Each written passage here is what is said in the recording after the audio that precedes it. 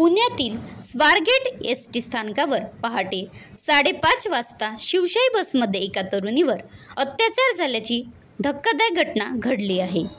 पीडित तरुणी फलटणला जाण्यासाठी स्वारगेटला आली असता दत्तात्रय रामदास गाडे नावाच्या व्यक्तीने तिला फसवून बसमध्ये नेले आणि तिच्यावर बलात्कार केला।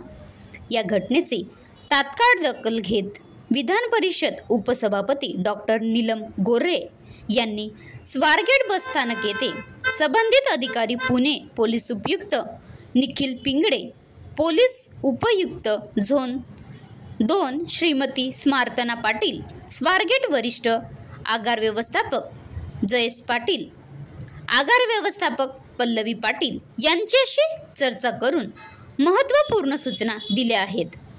यावेळी पुणे शहर प्रमुख नाना भानगिरे, महिला आघाडी संपर्क प्रमुख सुदर्शना त्रिगुणाईत, उपशहर प्रमुख सुधीर कुरुमकर, सुधीर जोशी, सुरेखा पाटील, संजीवनी विजापुरे आदी शिवसेनेचे पदाधिकारी उपस्थित होते।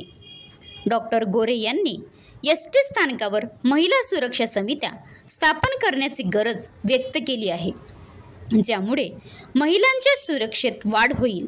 तसेच रात्रीच्या वेळी सीसीटीव्ही फुटेजची नियमित तपासणी आणि सुरक्षा रक्षकाची संख्या वाढवण्याबाबतही त्यांनी सूचना दिल्या आहेत। परिवहन मंत्री श्री प्रताप सरनाईक आणि परिवहन आयुक्त श्री विवेक भीमनवार यांच्याशी दूरध्वनीवरून चर्चा करून बसमध्ये सीसीटीव्ही कॅमेरे, स्पीकर्स आणि इतर सुरक्षा उपाययोजना तात्काळ लागू करण्याचे निर्देश त्यांनी दिले आहेत। पोलिसांनी लवकरात लवकर आरोपीला अटक करून कठोर कारवाई करावी अशी अपेक्षा त्यांनी व्यक्त केली आहे। या घटनेनंतर पीडित तरुणीने स्वारगेट पोलीस ठाण्यात तक्रार दाखल केली असून पोलिसांनी आरोपीचा शोध सुरू केला आहे। सीसीटीव्ही फुटेजच्या आधारे आरोपीची ओळख पटवली गेली आहे आणि लवकरच त्याला अटक करण्याचा दावा पोलिसांनी केला आहे।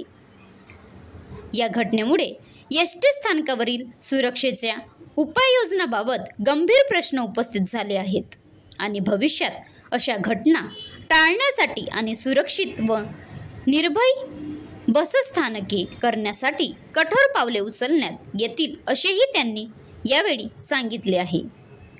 महाराष्ट्र लाईव्ह न्यूज राजहंस शेंडे, विदर्भ प्रतिनिधी, नागपूर।